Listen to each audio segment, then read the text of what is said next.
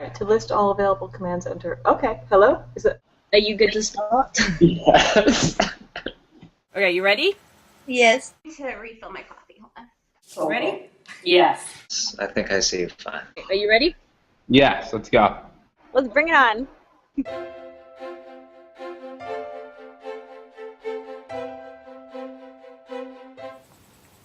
My name is Betty Kaplan.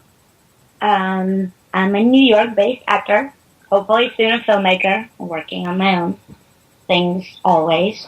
I've been in New York for 6 years now. I came from Israel. Oh, wow. Yeah, I'm really Russian Israeli. So, that's pretty much what's interesting about me. Wait, do you want to tell everyone a little bit about the character that you play in Producing Juliet? Good Lord, what's your name? Andrea? Sorry, I'm doing so many things at once lately. Okay, so Andrea is a producer, is an indie theater producer. So she's very much involved in this kind of alternative theater scene.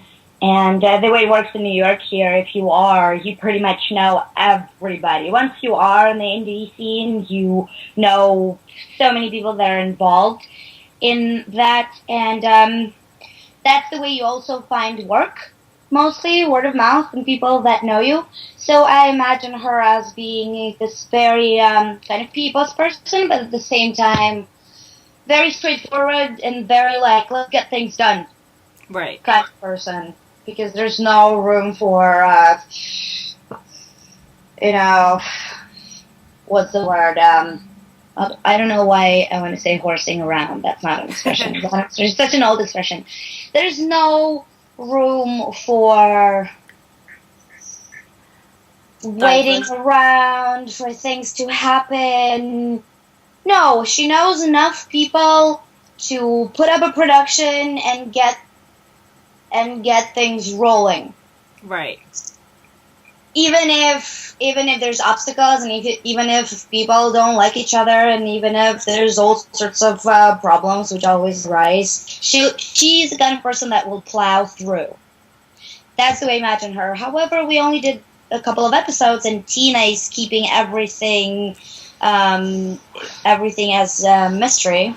She's keeping everything on the down low.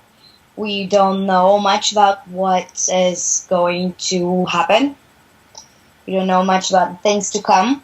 I think that's the way she likes working with actors. So we are always in the moment, just worrying about obviously, about the character's background and what's happening right now, but not so much about the future. She doesn't want us to worry about what happens next. So once again, all I know is some background, some things that I've added myself, obviously, as homework. Any actor does their own homework and adds things from their own imagination. And whatever happens in the first couple of episodes. Further than that, I don't know yet. So, as any character, I'm sure Andrea will develop as well, and I will know more in future. Okay, so by your description, Andrea strikes me as a very sort of straightforward, very kind of no-nonsense character in that case. How much of that is you? I am kind of no-nonsense. I will probably yell at you if your ways of thinking or acting are just stupid. I probably will in real life. But then Andrea gets things done. And yes, she seems like she's lurking in the background, just watching everybody from the behind the scenes, right? She will intervene when you need it. I'm kind of softer that way. I don't get things done. I really wish I was like her, but I'm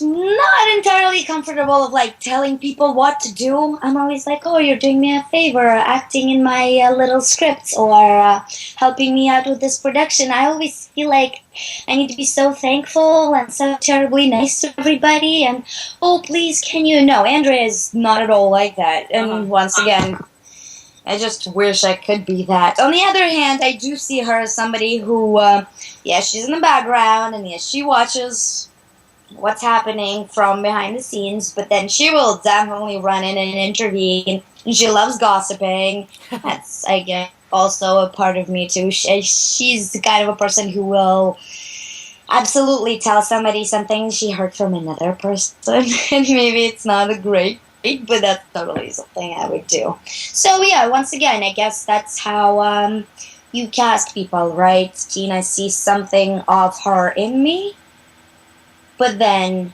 can't be entirely so. I will be sure to ask her after after this is over. That's an interesting observation to have made about that character. So I guess with Rebecca's sort of, you know, with the journey that Rebecca's sort of about to take, and you know, Andrew's obviously observed the sort of path that she's been on with Jenny Grace's character Laura. Yes. You know, I don't know, what kind of a friend is she? She thinks she's a sort of a bystander in this relationship, or about to get more active? Very skeptical. Very skeptical kind of friend. Doesn't trust anyone. May know somebody for a while, still doesn't trust the person entirely. That's how I feel, at least. Yeah, this is bad, and kind of maybe a little bit pessimistic in the way that,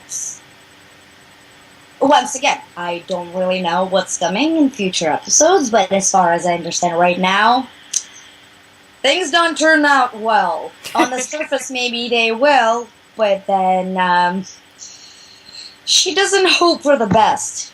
She doesn't really. Maybe that production turned out amazing, but she didn't hope that it will, because of the strife between the director, right, and the playwright, right, between Juliet and Richard, right. So I feel like she's skeptical just all over about people, about projects. So exactly, so in that relationship with Rebecca, I don't think she'll stop and all of a sudden be like supportive. Nuh-uh. She'll like till the very end, even if it's all good, she'll be like, oh, kind of standing on the side and looking at it and thinking, that's not right. Nothing good will come out of it. So, but then I think it is a good kind of friend. You always need that kind of friend. Right. Who will slap you, right? So who will slap you across the face and say, shut up. Or get your shit together. You'll go and cool off. Or something. That kind of friend. Which is the best kind of friend. Really. Well, if that's the case, then I can't wait to see Andrea's softer side. I know. She, according to the script, she is in a relationship. That still didn't come up yet, but she does have a man, I believe.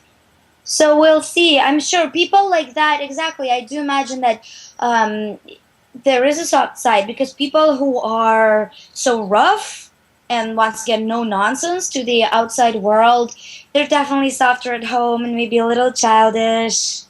And maybe have like little games with their partner or whoever, right? Little like names or whatever. Something that the outside world cannot see. Something that a producer cannot show, because everybody needs to listen and cannot know how I am at home. And maybe I go home and cry when watching a movie. But nuh-uh, nobody will ever know. That's so. You've made me have a moment of reflection in terms of my God, I hope I'm not like that. But you know, as far as I've heard, producing Juliet has a fairly well-behaved cast, so I don't think myself or Alison or Tina have yet sort of felt the need to call anyone up and you know, pull rank and exercise our producer credentials just yet. Mind some drama on the set. I never mind drama. I think drama sometimes clears things up. You know what I mean? Maybe somebody thinks something and they don't want to say it loud because they're presenting themselves as agreeable, and I'd rather like plow through. Maybe I am a little bit like Andrea. I would rather plow those to get on the other side. Maybe have a little fight and then let's get things done. Yeah. Well, that's But maybe that's I good should to ask know, you actually. maybe I should ask you how a producer feels. How does it really work? You keeping track of so many people, of so many relationships, of so many just things going on.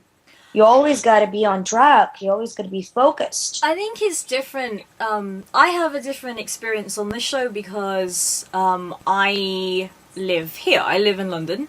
And it was actually lovely having everyone over to meet them because, the last series that I did was BJ Fletcher Private Eye, which is filmed in Canada. And I didn't get to meet my cast until very late. It was the second season by the time I sort of got to meet them and hang out and so forth with them. So it was really nice. It was a fairly unique experience on this to have Alicia and Rachel and Jenny Grace come over and to get to talk to you guys sort of up front. But I get an awful lot. I learn so much from you, from even just your behind the scenes pictures that come over, and all the sort of like behind the scenes footage and the the email trails that kind of come back and forth over this. So that's how I get to know you guys. And then of course my process of working on this is very different to Alison's process on this because we have different responsibilities. I don't know. I mean, I have to say that on my last show, I firmly believe that producers should not be anywhere on sets whilst they're filming. Because, I just think, you to let the people working, do their thing and we do our thing and, everyone just, does their job to the best of. And I've been on many sets where the atmosphere is significantly changed when producers have turned up. Because cast think, oh my god, producers turned up. What has happened? What have we done? And it can sometimes be detrimental. However, on web series, when so many people have so many different roles, and I, on the kind of couple of shows that I'm working on at the moment, there's so many of my friends who are working on there as well at the moment. It's a different kind of atmosphere. So I think, my thoughts on this are evolving. But, we'll see. I think, there's still obviously... I'm not against sending out an email to call people out on their shit. And I will do it, because it's my job. But, it's, for the most part, I've been really lucky that, people are professional and they know their jobs. They know how they're supposed to behave online and off. And so I haven't really had to do very much in terms of, putting out any fires or anything like that. I feel like Andrea does a little bit of babysitting here and there, as opposed to you who just trusts us, the actors and all the pieces of the puzzle, right, to just do their job. I feel like since I am in that first scene, watching the show, making sure that everything works fine, that she does quite a bit of that, because she doesn't really maybe trust that things will get done if she's not there, which would be the ideal situation for any producer, right? I also wonder if she's the kind of person who will have a creative input, because producers are definitely creatives, but then it's not always their place to intervene and try and say things up. But I think it is important that a producer does have that artistic side to them. Because sometimes just another eye of somebody who's deeply involved in the project may very much help. I don't think a director can absolutely hold everything in their head at once. So, yeah, so she's definitely the kind of person who would be there on a set. Maybe just waiting to say, hey, we didn't get that. I know you all did a great job, but that, nah. So, that's how I imagine her. So I didn't spend so much time on the sets. Obviously, I had less scenes than a lot of them. Uh-huh. Most of the time I spent hanging out with Alicia, and at first it was because we wanted to get that chemistry, because they are old-time friends in the script. But it did turn out to be that I do naturally very much gravitate to conversation with her. I'm a very talkative person. I start talking. No kidding. No kidding. I would never have gotten that from you. Blah, blah, blah, blah, blah, blah. I can't shut up.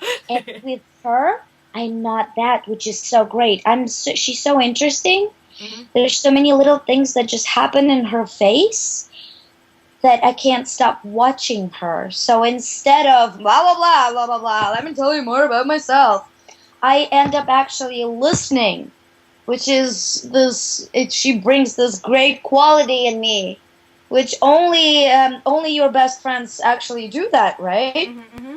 That you actually shut up and really listen to somebody. So for some reason, I just really enjoy looking at her while she talks, or whatever she's saying. Not to mention that her boobs were all over the place for the whole shoot. Alicia's, yeah. Her dress was right there. I'm like, oh my god, she's just so beautiful and interesting. And they spend a bunch of time just sitting with her outside, and she's really effortless. Yes.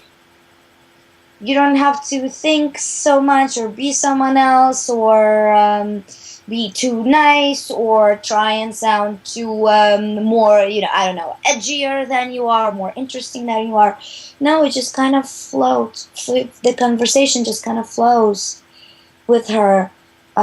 So it just kind of, in the beginning it was intentional. I'm like, okay, I'm going to sit down and talk to her and see if that goes. But then it just kind of happened naturally that, yeah, I'd love to spend even more time with her.